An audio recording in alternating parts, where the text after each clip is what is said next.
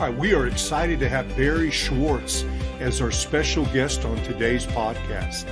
Barrie Schwortz was the official documenting photographer for the Shroud of Turin research project, a short version STURP, the team that conducted the first in-depth scientific examination of the Shroud in 1978. Today, he plays an influential role in the Shroud research and education as the editor and founder of the internationally recognized Shroud of Turin website. You can go there to www.shroud.com. The oldest and largest, most extensive Shroud resource on the internet, with more than 15 million visitors from 160 countries. In 2009, Barrie founded the Shroud of Turin Education and Research Association Incorporated, STERA, a nonprofit 501c3 corporation to which he donated the website and his extensive Shroud photographic collection, as well as many other important Shroud resources, in order to preserve and maintain these materials and make them available for future research and study. He currently serves as the president of STERA Incorporated. Barrie, welcome. Thanks for joining us today. Ken, thanks for having me on the program. I've been looking forward to it. Well, Barrie, most people have heard of the Shroud of Turin, but there might be a few listeners and viewers who don't know much about it. Could you just take a brief moment and describe the Shroud for our audience? Sure. The Shroud is a 14.5 foot long, 3.5 foot wide sheet of pure linen, which is very consistent with what the Gospels and the Old Testament says that a burial shroud should be of someone of high stature. It bears blood stains, water stains, and the ventral, front, and back dorsal image of a crucified, scourged, speared, crowned with a cap of thorns man that many people believe to be the burial shroud of the historic Jesus of Nazareth. It's had extensive study in the last 50 or so years, but until 1898, no one had even heard of it outside of northern Italy. But then in 1898, the first photographs were permitted, and that allowed people outside of northern Italy to finally see the shroud and realize that there was something very unique about this object that they had, which is stored in the Cathedral of St. John the Baptist in Turin, Italy. Well, Barrie, how did you become involved with the Shroud, and what was your role? Well, my ultimate role became as the official documenting photographer, but my involvement came a good bit earlier than that. I had operated a photographic studio in Santa Barbara, California, and one of the local companies there, an imaging company, was a contractor to Los Alamos National Laboratories. Well, they contracted me. They needed somebody with a darkroom and darkroom experience to work on a project for Los Alamos that had everything to do with atomic bombs and above-ground atomic explosions. And so I was dealing with old 35 millimeter black and white motion picture film of mushroom clouds, above-ground atomic explosions. And I had to do things like superimpose kilometer scales over it. Basically, the folks at Los Alamos had a Cray computer. Actually, I had several of them, and that computer allowed them to extract new data from these old unclassified motion pictures, things like the thermal gradients within a mushroom cloud. And that's about all I can talk about on that project. But after doing that for 7 months, we completed the work. The result was 5 copies of a book of images that were sent to what was then called the Atomic Energy Commission and the 4 branches of the military. To share with them the new data that had been accomplished from these old unclassified motion picture films. So at the end of that project, the gentleman I worked with, a man named Don Devan, and I had worked together very closely. He'd spent time in the darkroom with me as we were working on the project. Just a few weeks after we finished that project, the phone rang again, or it was Don Devan again. And when you're a self-employed person and the phone rings, you're always praying that's the next job. So when Don called me again, I thought, another project for Los Alamos. And he said, well, not exactly. He said, what do you know about the Shroud of Turin? And I kind of laughed. I said, "But Don, I'm Jewish." And Don laughed and said, "So am I, remember?" He was one of the other Jewish guys Yeah. on the team. So there's a certain irony in the fact that I was invited onto the STURP team by one of the other Jewish members of the team. Uh, the good news is that really was irrelevant. Our faith backgrounds wasn't relevant. The people on that team were selected and chosen not because of their religious beliefs, but because of their scientific knowledge and expertise in the very specific areas that our test plan intended to study the shroud with. So when I got involved in the project and they started listing all the photographic needs, I said, well, wait a minute. If I worked 24 hours a day for 5 straight days and nights, I couldn't do all that by myself. And they said, well, who do you recommend?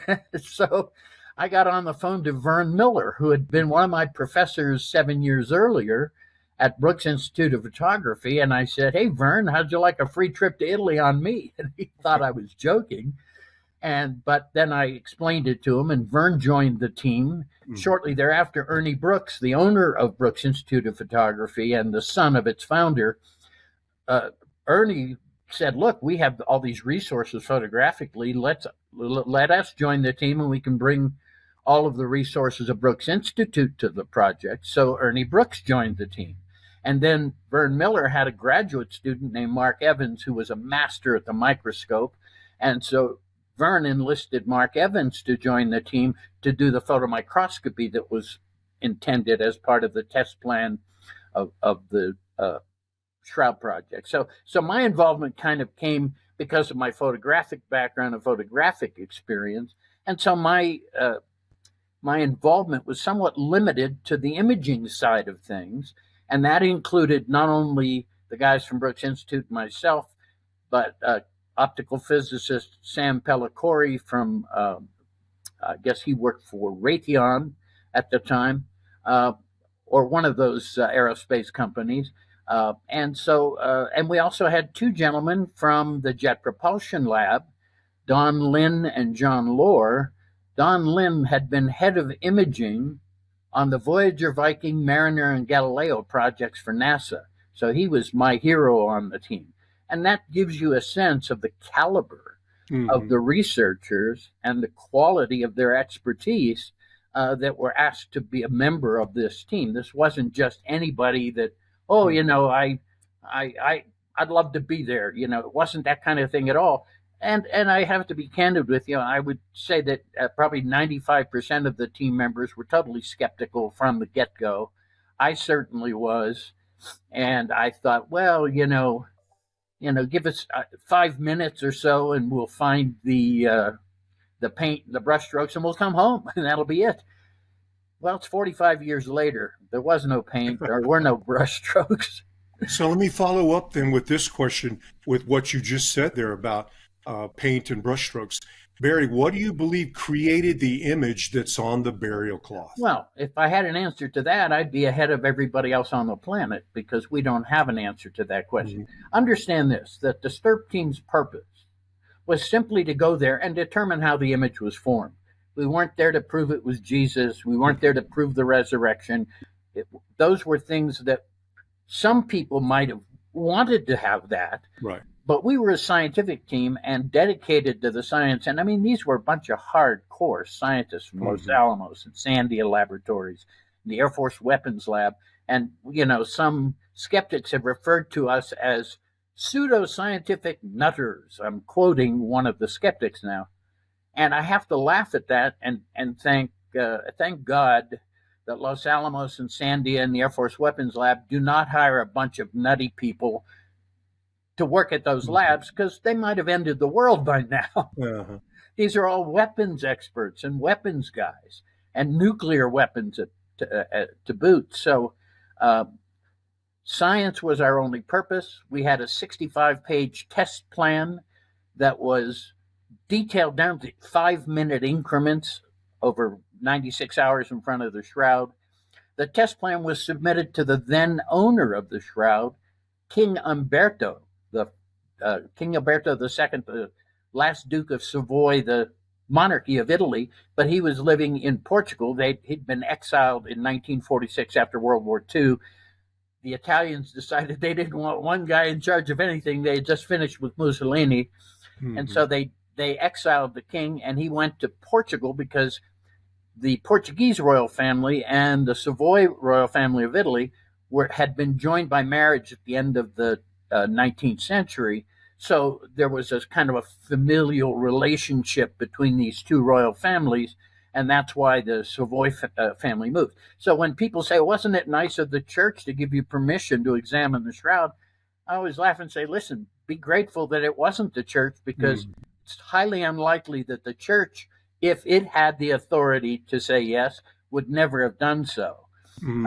But King Umberto, being the owner of the shroud, and the folks in Turin being the official custodians of the shroud, had to go along with it, but they were not happy to have a bunch of Americans from big-name laboratories showing up on their turf. Hey, I don't blame them. I can understand them being, upset by this. Here, they've been studying the shroud for decades longer than we had, and they'd been never given permission to examine the shroud the way we were given permission. So the resentment, and listen, there's still a couple of the old-timers in Turin that still resent the fact that a bunch of Americans were given that permission. That's the only time in the history of the shroud that science has been able to perform an in-depth scientific study on the cloth. But our purpose wasn't there, like I said, to prove anything. We were just there to determine how the image was formed. And ironically, we came back unable to answer that question. We can tell you what it's not. We've proven it's not a painting. There's no paints, pigments, or binders added to create the image. We've proven it's not a scorch. That was one of the other theories proposed, that somebody heated a metal statue and scorched the image onto the shroud. And so we proved that it wasn't a scorch. And other theories included rubbing and daubing with red iron oxide, but that would have left 1 billion particles of red iron oxide on the shroud, and we didn't find that.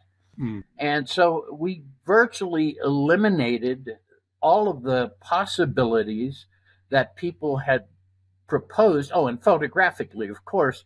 So we were looking for any silver, and we could detect 1 part per billion of silver or any other element. We had with us the spectral characteristics of every paint and pigment known to man from medieval to modern times as our reference library for the spectral analyses. So we did everything carefully to try and resolve and answer that simple question. And in the end, we came back and we could tell you what it's not, but we don't know of a mechanism at this moment in time that can create an image with the chemical and physical properties that are documented on that cloth. That's amazing. Well, Barrie, like many people, I grew up believing the shroud was a hoax and not the burial cloth of Jesus because of the radiocarbon 14 dating report that came out. What's the truth about the carbon dating? Our audience needs to know. Well, the truth about the carbon dating, let me sum it up in one brief sentence. It's wrong. Simple as that. Now, why is it wrong? You would think that these 3 preeminent laboratories would get it right. On the other hand, I think they believed that whatever they said, if they claimed that the shroud was authentic, it was going to be negative in from their PR point of view. But if they said the shroud was a fake, that was going to get global headlines. It's exactly what happened. Now, today, radiocarbon dating is a multi-million-dollar industry. Right. And so the radiocarbon dating, if you look at the protocol that was developed by the 3 laboratories themselves, they violated every facet of their own protocol. It was supposed to be a blind study, but when they opened the containers, there was only 1 herringbone weave cloth, so they immediately knew it was the shroud. They were supposed to do a chemical analysis of the samples before they destroyed them, because radiocarbon dating, you carbonize, you burn and destroy the sample, capture the gases that are escaped from the burning of the sample, and that's where you base your analysis on, those gases. So they were supposed to do a chemical analysis of the samples just to make sure that the samples would be valid. They ignored that protocol because they said, well, we already knew which one was from the shroud. We didn't need the chemical analysis. And yet it turns out that the one sample that they took from one little strip on one corner of the shroud turned out to be anomalous and did not represent the main body of the shroud cloth. And we know that because they cut a strip. They cut the strip in half, put half aside as a reserve sample. They took the other half of that strip, divided it in thirds by weight, and delivered it to the 3 laboratories. The problem with that is those samples on that strip, they didn't get a date that was the same at one end of the strip than the other. They got a range of dates, a gradient of dates going from one end of that sample to the other. So where on that strip can you tell me is a relative area that we can use for dating anywhere else on that cloth? Now, if they had taken a reference sample, a control sample from somewhere else on the shroud, we might not be having this conversation today. But they didn't do that. They took one sample. And, I've spoken to countless scientists over the years, and they all said the same thing. Taking one sample was the flaw right there, that they needed a control sample from elsewhere on the cloth. Didn't have to be anywhere near the image. Could have been from a far corner somewhere else. But just to have a control sample to compare with. They didn't have that.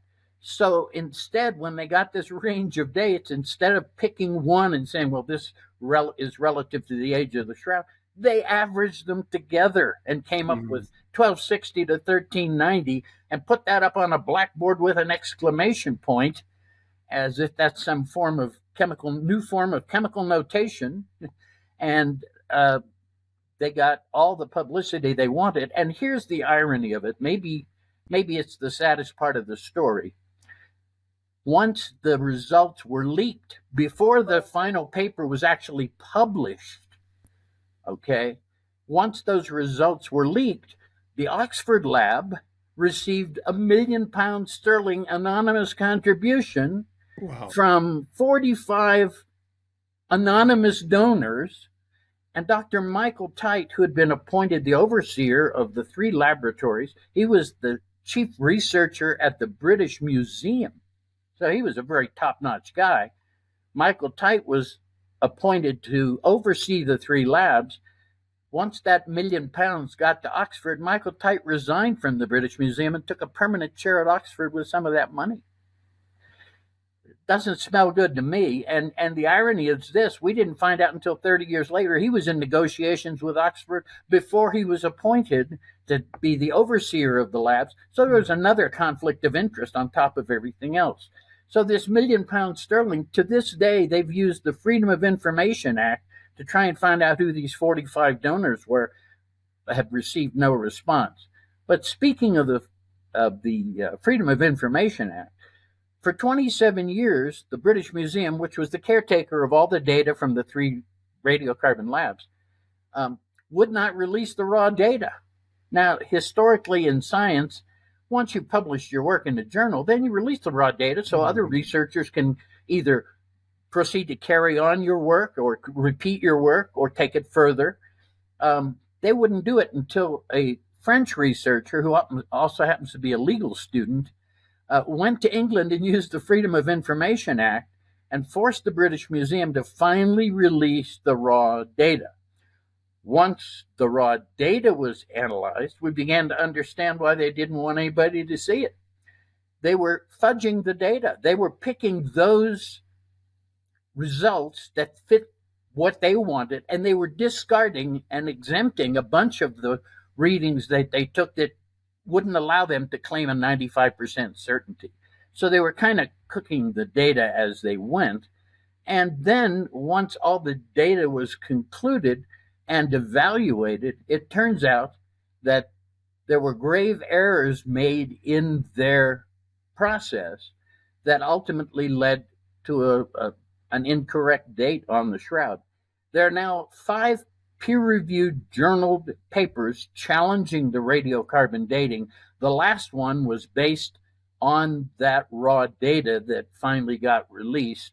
And so we now can look at that radiocarbon dating and say that it's completely disqualified. It could not have resulted in an accurate date for anywhere else on that piece of cloth other than the little strip that they cut.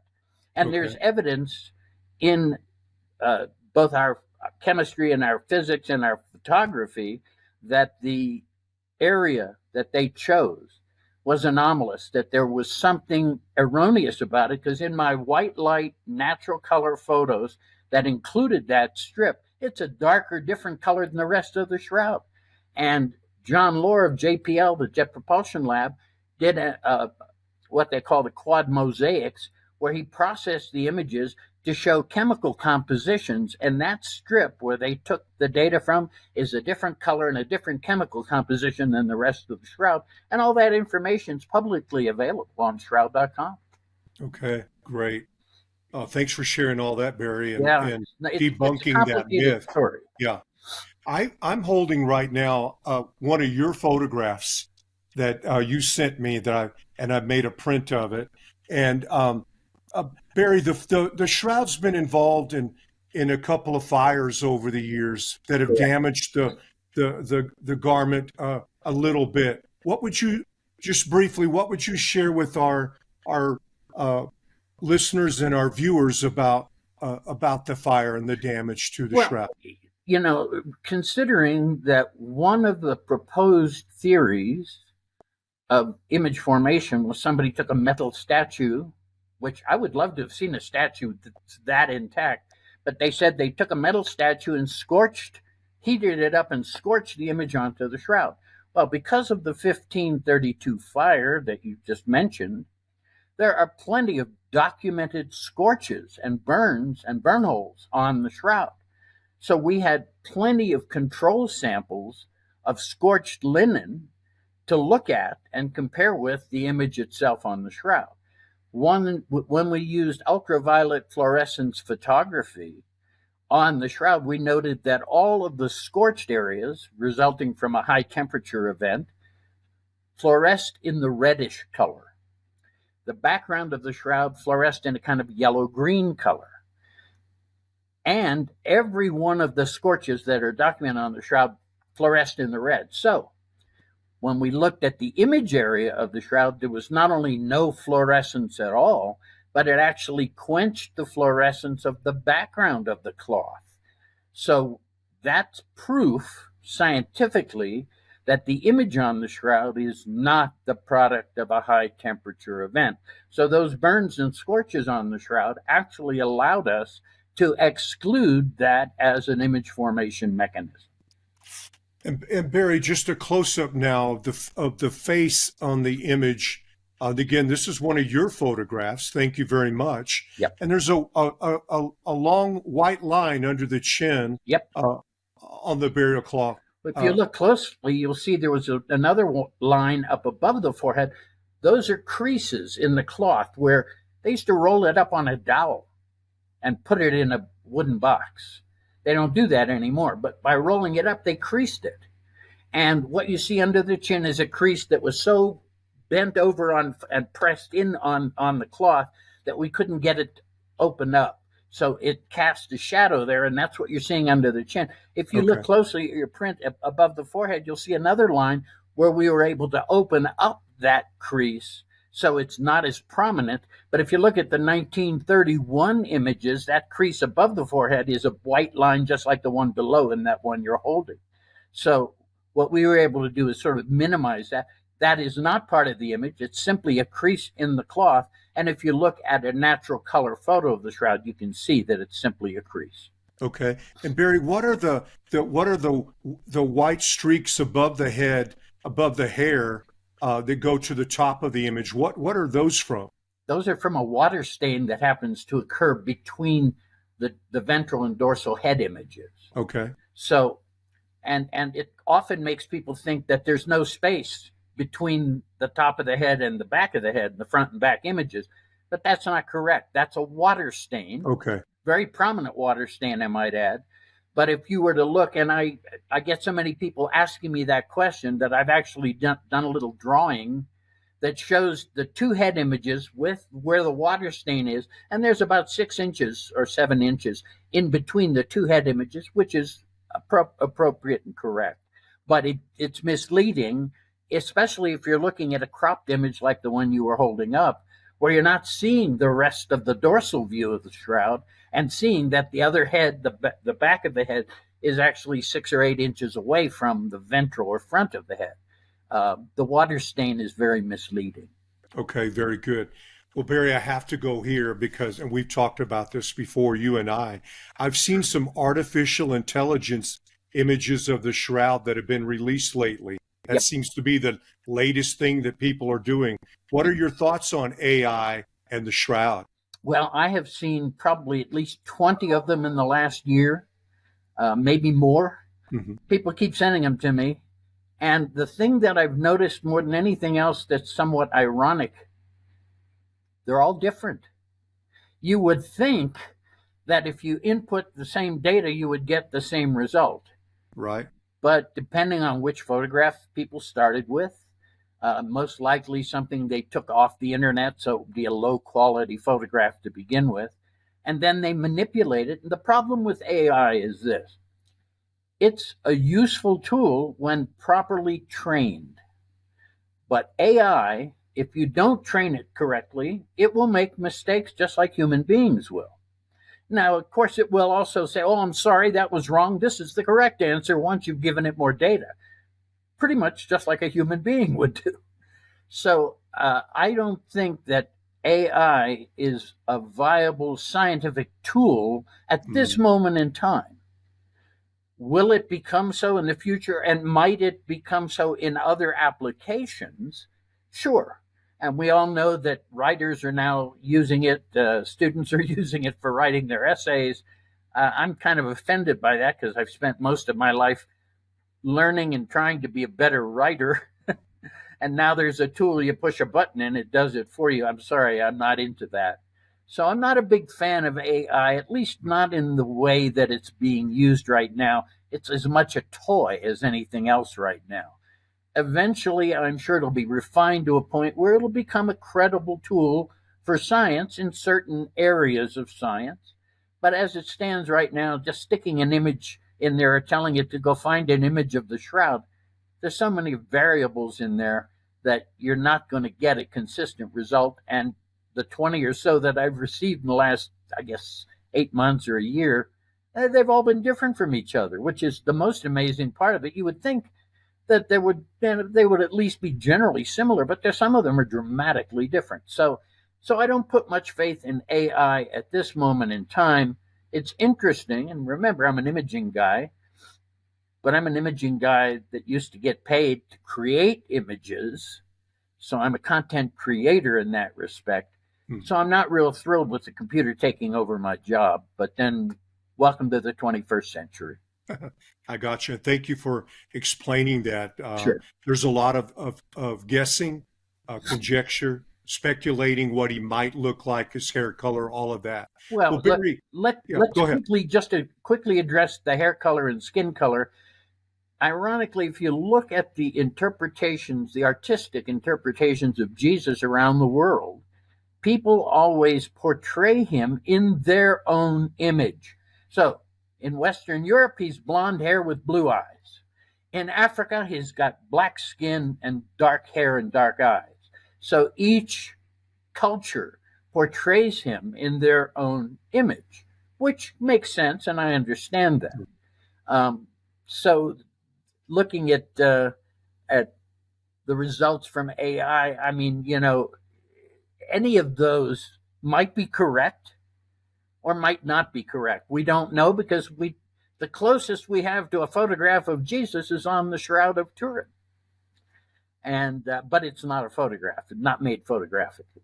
So good, very good. Well, Barry, what's some exciting new information and evidence about the shroud that you can share with us today? Well, there's not a whole lot of new evidence because nobody's been permitted to examine the shroud since 1978 and to do the in-depth study the way we did. Right. We were the first and the last to ever do so. And now that the shroud no longer belongs to the Savoy family, which it had belonged to them for over 500 years, but in 1983, when King Umberto died, instead of leaving it to his son the way it had been done in his family for centuries, he decided not to leave it to the church or his son, but to one person, the living Pope. And at that moment in history, it was Pope John Paul II. So John Paul II in 1985 became the legal owner of the shroud. Since then, no interventions of any kind have been permitted except for one in the year 2002, where they removed all the patches, they removed the backing sheet, they scraped away all the chart areas, they vacuumed it, which eliminates any possibility of future pollen evidence being gathered. They steamed it to get out some of the creases, which is one of the worst things you can do with ancient linen, is use moisture and steam.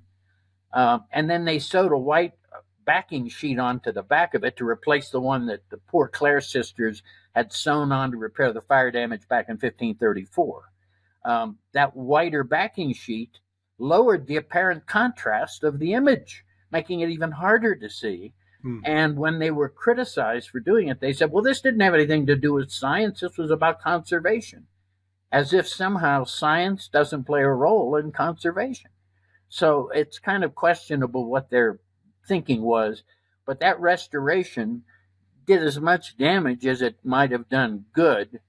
And it's still controversial. As a matter of fact, on shroud.com, there's a whole page called Comments on the Restoration from back in 2002, where a dozen shroud scholars, many of them well known to the world, commented on what they thought the value or lack of value was in what had been done. But as far as something new, after kind of making that statement, there's not a whole lot new data from new science, but we are finding new material for the archives. And in our next website update, which will go on late November, we found, without going into a whole lot of detail, a set of audio cassettes of the final meeting of the STURP team in New London, Connecticut in 1981. We immediately had those digitized, and there'll be a new page on shroud.com where you will actually be able to sit and listen to the final presentations made by the STURP team members at their final meeting. And once I looked in my archives, I found that I had made some photographs of that event. This was our last meeting, so I didn't cover it as well as some of the earlier material. But none of those photographs have ever been published. So in accompanying this new page with 18 MP3 audio files is a photo essay with about 20 or 25 images of that meeting. So you'll be able to hear the guy speaking and see a photograph of him at that presentation. So that's going to be new in the next update. That's great. I'm looking forward to that. Yeah. Well, Barrie, why do you think it's important for people to even know about the shroud, the average person around the world, and its significance? Well, look, I say this often, and you may have heard me say this before. Faith isn't based on an image on a piece of cloth. The answer to faith isn't on that cloth. The answer to faith is in the eyes and hearts of those who stand in front of it. And Jesus said the kingdom of God is within us. So I see that the shroud is there as a guidepost to make us think about it, but it's still up to each individual to open his heart and let God in whatever way that fits that person's personal needs. So I see the shroud there as something pointing to faith, but it doesn't grab you and make you become faithful. It's something there as a guidepost, something there as a reminder of what this man suffered. And I have to remind people, hey, this was a Jewish man that they did this to. Because people have said to me, well, what are you doing involved with this? You're Jewish. And I go, well, so's the man of the shroud. So were most of his disciples. So why shouldn't a Jewish man be involved in the study of this cloth that most likely wrapped his body? And people have also said to me, well, if you accept that this cloth wrapped the body of Jesus, why aren't you a Christian?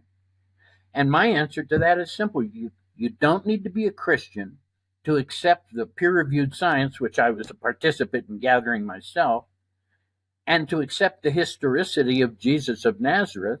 you can put those two pieces together and say, we have an artifact of the historical Jesus. That doesn't address the issue of whether or not he was the prophesied Messiah or whether or not he was resurrected. Those are different issues. So I can accept the authenticity of the shroud as a historical object based on the body it wrapped and the importance of that man. I mean, let's face it, his work today is more powerful than when he was walking on this planet alive. And so his influence is over billions of people. And so I think it's important that people understand that. And I think that faith is something that's a personal thing that each of us has to decide that for ourselves. That's a personal decision. Sure, our parents can take us to church or to the synagogue, but in the end, it's up to us to open our hearts and allow God in. And that's exactly what Jesus said. And you've dedicated the latter part of your life to educating others on the shroud. And you made some points on that in this last statement. Why are you doing this? You could be doing so many other things, but you devoted the second half of your life to the shroud. Yeah, the last 28 years for the website alone. Why am I doing this? Well, when we finished our work and I came back, I was much more seasoned with the shroud than I was when we started all this in 1976. I didn't take it very seriously. And I came to realize how important an object this was and how important what we did was, and how privileged that I had been to be in the room with that piece of cloth. There's only about a dozen of us left alive that can make that Amazing. claim on the planet. So from my point of view, that privilege brought with it a responsibility, an obligation. And that website became the fulfillment of that obligation because, when we started talking about the shroud, nobody knew anything about it. All of our work was published in peer-reviewed scientific journals that unless you had access to a university research library, you weren't going to be able to see what we wrote. And so when I built that website, the idea was I was privileged. I had access to all this data, and that's what convinced me the shroud had to be authentic. Even though it took 17 years, I didn't rush. And I felt that I was obligated to share that information with everybody and make it available freely to everybody on the internet, not as a commercial venture. Our website has no advertising. We do not monetize our visitors. We don't count clicks. We don't use cookies and trackers.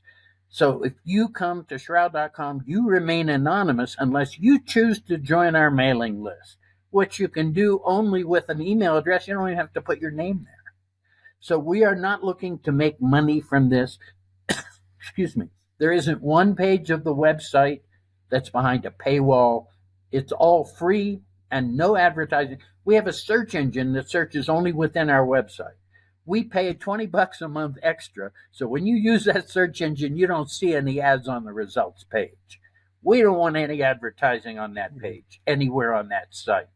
And so our goal simply is to provide an experience for people either of faith or of interest in science or just people out of curiosity that can come there and study the shroud and learn what we know about it so they can make up their own minds. And it says so on the front page, maybe the smartest thing I ever wrote. It's a sentence in the opening paragraph of shroud.com that says, we believe that given the facts, you have to make up your own mind about this. So we're not pushing any theories. We're not saying, oh, you got to believe this, or you got to believe that. It's like, here's the evidence. You decide. An excellent answer, Barrie. Now, the audience is waiting, and I know they're going to want me to ask this question, so I'm going to. You've kind of answered it already. You started out as a skeptic, a secular Jew, and you spent all of this time with the shroud, the documentation, your studies, your colleagues. In your opinion now, do you believe that this authentic burial cloth from a Jewish man some 2,000 years ago is the burial cloth of Jesus Christ? I do. I really believe that. People always say, well, how do you know it's Jesus? They could have crucified and killed a million other people, and the Romans did plenty of that. Well, if you look at the history, the Romans scourged a lot of people. They probably speared a bunch of them. They certainly crucified a lot of them. But only one man that we know of documented anywhere in history was given a crown of thorns. Why? Because he proclaimed himself king of the Jews. Oh, so you're a king. So to further humiliate him, what did they do? They took a nasty thorn bush and smashed it down on his head and said, oh, okay, here's your crown, king. And so we have bloodstains on the head of the man of the shroud, not in a pretty little circlet, but covering his entire scalp. And so that to me is a good clue that this man was Jesus of Nazareth. And again, that's not a commentary on whether he was the prophesied Messiah or resurrected. He was a human being.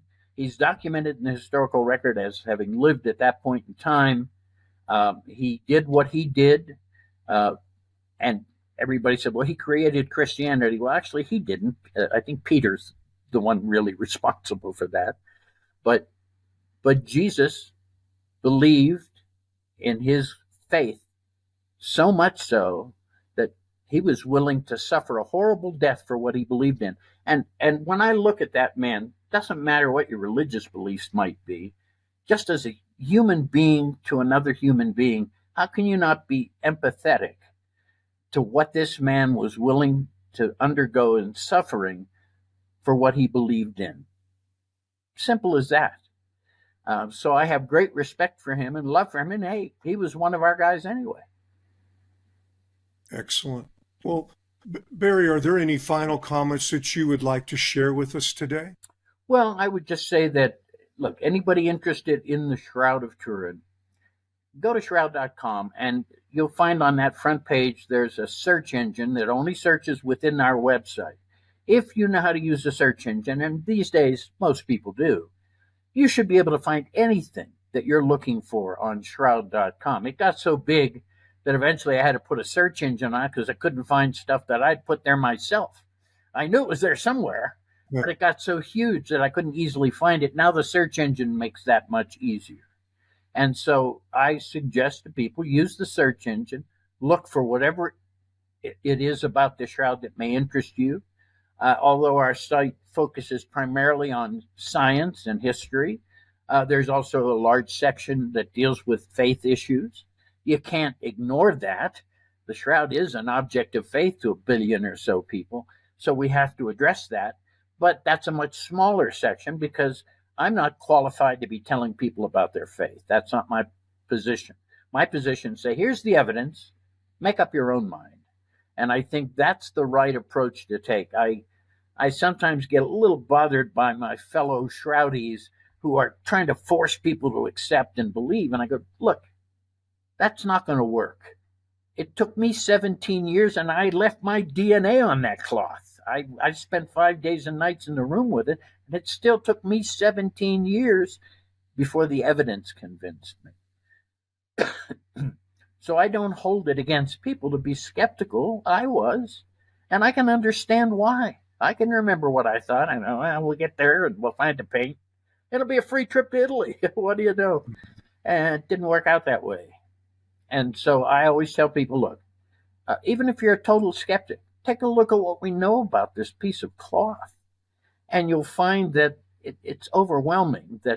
And there's plenty of evidence in the historical record showing the radiocarbon dating is wrong, that it existed well before.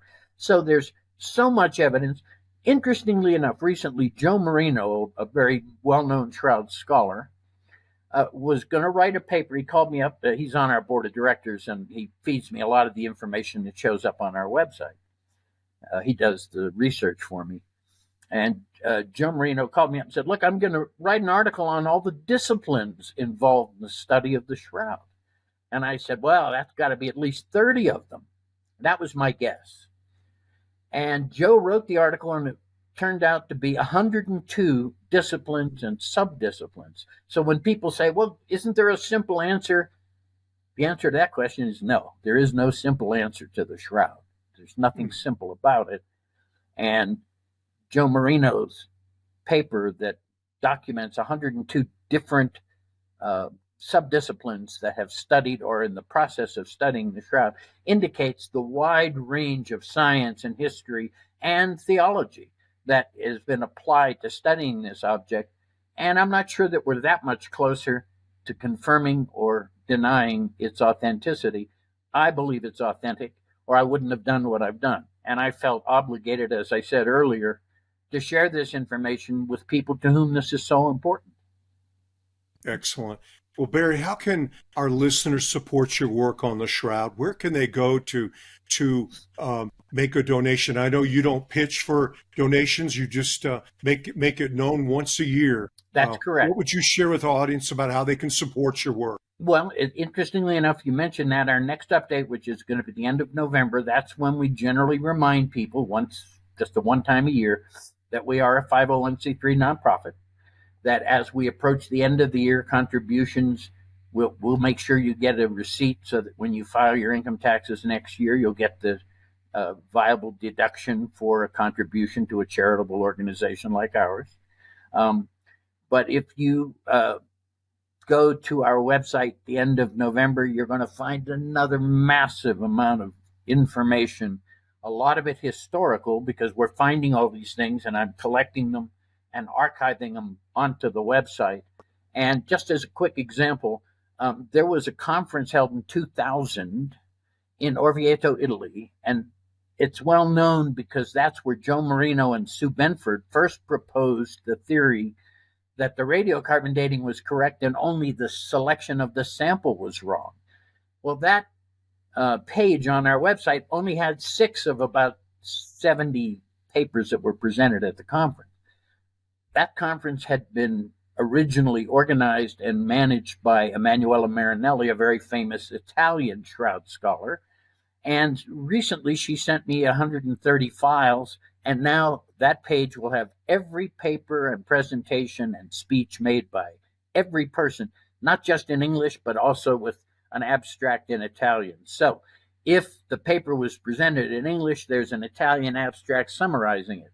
If the paper was presented in Italian, there's an English transcript summarizing it. So the advantage of this next new page is we'll have completely archived every paper presented at a conference that took place 23 years ago. So as you can see, we're just accumulating these resources and putting them up on the website to make them available to everyone. Well, Barrie, we're just going to have you back on the program again here in the future and do another podcast with you and just stay up to date on the Shroud and all that you're sharing with us. It's been such a pleasure to have you on the program today, and we just wish you all of the best going forward, and thank you for this important work that you're doing. Well, thank you so very much, and let me say to your viewers and listeners, take good care of yourselves, and God bless. Well, thanks for joining us today on The Prophetic Voice. It means so much to us that you listen to our program. If you'd like to make a donation to Barrie Schwortz's work that he does with the Shroud of Turin, you can click on the link below. You can also go and visit his website, shroud.com. I also want to encourage you to get a copy of my best-selling new book, The End Is Now Coming. In the book, I include all of the incredible last days messages that God has given to me to share with you. And I have an entire chapter about the Shroud of Turin in the book. And I include some of Barrie Schwortz's photographs of the Shroud.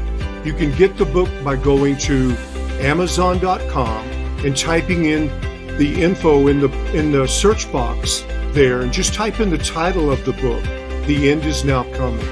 Well, thanks for joining me today. We'll see you next time on The Prophetic Voice.